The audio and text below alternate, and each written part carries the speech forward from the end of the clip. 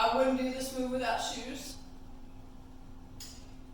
You are, like all of this plastic right here is helping me stay on the pole.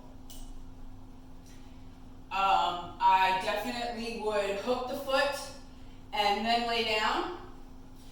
So foot comes up, it gets hooked, and then lower.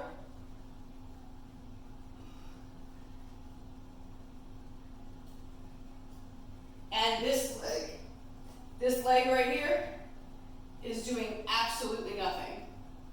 So some people, for theme and variation, some people will pull on the leg. I'm not showing you that today. Maybe another one, maybe another video, I'll show you that one. But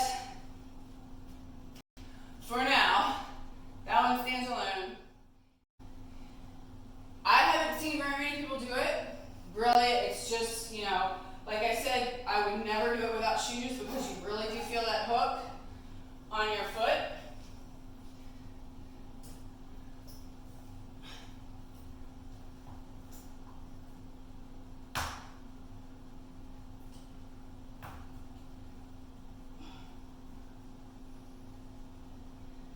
All right.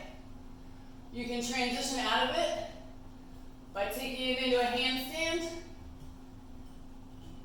right? Figure four hook, and come up. Or you can transition out of it by just coming right back up.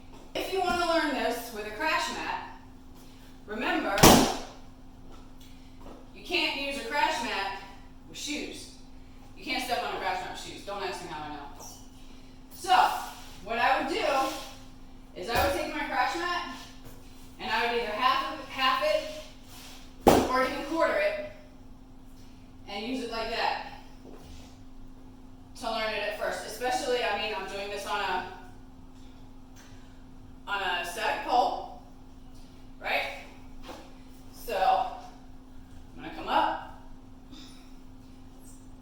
I'm going to hook my leg. Hook like so. And now I at least feel a little